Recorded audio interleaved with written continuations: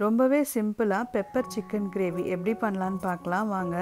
அதுக்கு ஃபஸ்ட்டு ஒரு தட்டில் இந்த ஹோல் ஸ்பைசஸ்லாம் எடுத்து வச்சுக்கோங்க. மிளகு, சோம்பு, பட்டை, லவங்கம், ஏலக்காய் இதெல்லாம் எடுத்து வச்சுக்கோங்க.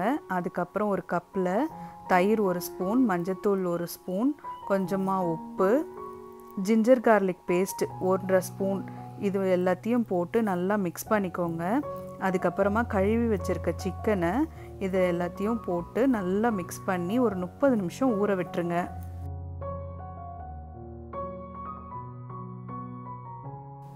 சிக்கன் நல்லா அரை மணி நேரத்துலேருந்து 1 மணி நேரம் நல்லா ஊறினா தான் நல்லா ஜூஸியாகவும் டேஸ்டியாகவும் இருக்கும். அதனால தான் இப்படி நம்ம இந்த மாதிரி ஊற வைக்கிறோம்.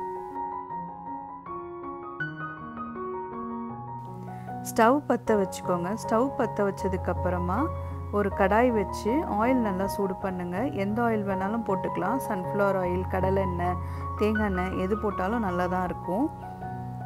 எண்ணெய் நல்லா சூடானதும் கடுகு போட்டுக்கோங்க. அதுக்கப்புறம் பெருஞ்சீரகம் போட்டுக்கோங்க.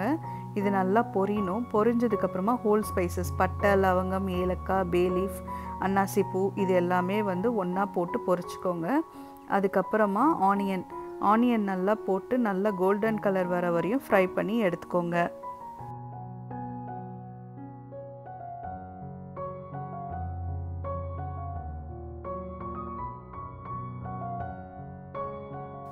ஆனியன் நல்லா ஃப்ரை ஆனதுக்கப்புறமா ஒரு தக்காளி நான் அதில் சேர்த்துக்கிறேன். ஒரு வெங்காயத்துக்கு ஒரு தக்காளி நான் அதில் சேர்க்குறேன். அது மாதிரி பாதி பாதியாக நீங்கள் சேர்த்துக்கோங்க. ஒரு வெங்காயம் எடுத்திங்கன்னா ஒரு தக்காளி சேம் சைஸில், இல்லைனா 2 வெங்காயம் எடுத்திங்கன்னா 2 தக்காளி சேம் சைஸில் அந்த மாதிரி போட்டுக்கோங்க. இது நல்லா வதங்கினதுக்கப்புறமா மஞ்சத்தூள் சேர்த்துக்கலாம். மஞ்சத்தூள் சேர்த்ததுக்கப்புறமா மஞ்சத்தூள் பச்சை வாசனைலாம் போனதுக்கப்புறமா மிளகாத்தூள் சேர்த்துக்கலாம்.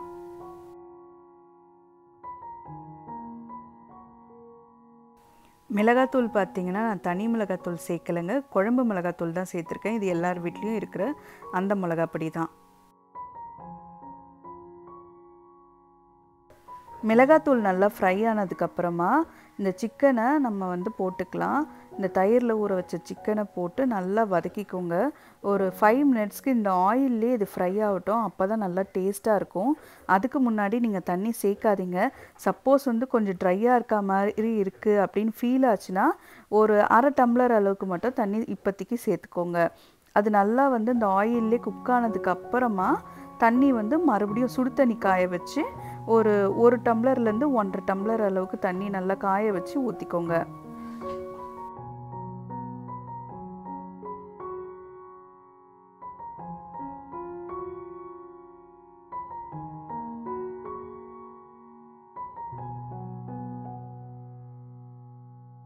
கொதி வரும்போது நல்லா தட்டு போட்டு மூடி வேக வச்சிருங்க.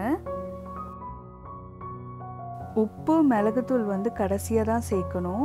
நல்லா கொதிச்சதுக்கு அப்புறமா தட்டை எடுத்துட்டு நல்லா கலந்து விட்டுட்டு உப்பு போட்டுக்கோங்க. அதுக்கப்புறமா மிளகுத்தூள் 1.5 ஸ்பூன் அளவுக்கு நான் இதில் போட்டுக்கிறேன். மிளகு சேர்த்துட்டு நல்லா கலந்து விட்டுருங்க. சிக்கன் வெந்துருச்சான்னு டெஸ்ட் பண்ணி பார்த்துட்டு அதுக்கப்புறமா கொத்தமல்லி போட்டுட்டு இறக்கிடலாம். கொத்தமல்லி மட்டும் கடைசியாக தான் போடணும். அப்போ தான் நல்ல ஃப்ளேவர் இருக்கும். அவ்வளோதாங்க, நம்மளோட பெப்பர் சிக்கன் கிரேவி ரெடி ஆயிடுச்சு. சுட சுட சாதத்தில் இந்த பெப்பர் சிக்கன் கிரேவி போட்டு சாப்பிடுங்க, சூப்பராக இருக்கும். கூட வேணும்னா ரசம் வச்சுக்கலாம். உங்களுக்கு இந்த வீடியோ பிடிச்சிருந்ததுன்னா லைக் பண்ணுங்கள், ஷேர் பண்ணுங்கள், கமெண்ட் பண்ணுங்கள். மறக்காமல் என்னோடய சேனலை சப்ஸ்கிரைப் பண்ணிவிடுங்க. தேங்க்யூ. தேங்க்ஸ் ஃபார் வாட்சிங்.